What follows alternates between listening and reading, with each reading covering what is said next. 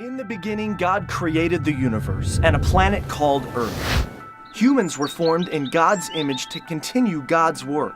But soon, humans decided we want to live our way, not God's. Selfishness and violence filled the world, so God started over with just one family. And God made a covenant with a man named Abraham. The land around you is now yours. Your family will be my blessing to the entire world.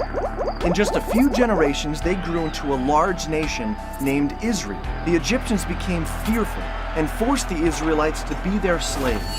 Through a humble leader named Moses, God led the Israelites in a great exodus back toward their promised land. Along the journey, God gave laws and commands to help the Israelites follow God's ways.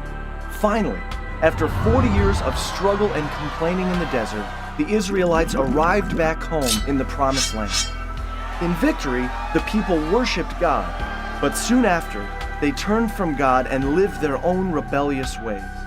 This became a pattern from generation to generation. Israel's greatest judge was Samuel. He followed God's ways and spoke for God as a prophet. He told Israel that God was the only king they ever needed. But they desired to be like the corrupt nations surrounding them and insisted, "We want a human king who we can see to rule over us just like the other nations." So Samuel found a man named Saul to be Israel's first king. His reign began well, but before long, Saul stopped following God's ways and made many bad decisions. So Samuel told Saul, "Because you have turned your back on God, God has rejected you as a king." Samuel's search for the next king led to a courageous young shepherd boy named David. When David grew up to be king, God blessed him and the Israelites greatly. But David was not perfect. He had an affair with a married woman and committed a murder to cover it up. But deep inside, David always loved God and would return to living in God's ways. Known as the poet warrior, he wrote music to God called psalms, heartfelt expressions of prayer, struggle, and thankfulness. After many years as king, David gave the throne to his son Solomon. God also told David, "One day, one of your descendants will rule with a kingdom that will never end." Solomon succeeded his father David, becoming the richest king in Israel's history. Full of God's wisdom, Solomon wrote books like Proverbs and built a magnificent temple, a permanent tabernacle reminding people of God's continual presence. But Solomon strayed from God, marrying corrupt wives who led him into worshiping false gods. Civil war broke out, dividing the country into a northern kingdom called Israel and a southern kingdom called Judah. Soon, both of these kingdoms were led by corrupt kings who ignored God's ways. During this time, prophets were sent as messengers, calling the Israelites to return to God.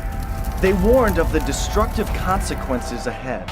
The prophet Elijah, a wild and rugged man, showed up false prophets by calling on God to give an awesome display of fire. The prophet Elisha followed him, bringing a boy back to life by causing him to sneeze. These prophets challenged the Israelites and their kings to return to God's better ways. But the Israelites would not listen. Distracted in their own rebellion, other nations swept in and conquered both of the kingdoms of Israel and Judah. God's people were forced out of the promised land, and many were taken away to be slaves once again. The temple was destroyed, and the people lost everything. This was a time called the exile, where many of the Israelites, now called Jews, were scattered across different lands. One prophet named Daniel was sent to a city named Babylon. The law demanded that everyone pray only to the king of Babylon, but Daniel refused and prayed to God 3 times a day. So Daniel was thrown into a pit of hungry lions. But God closed the mouths of the lions, and Daniel emerged the next morning without a scratch.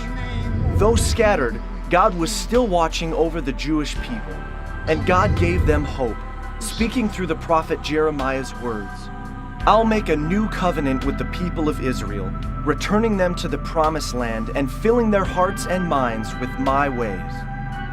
60 years later, this hope was realized. The Persian Empire freed the Jewish people to return to their promised land.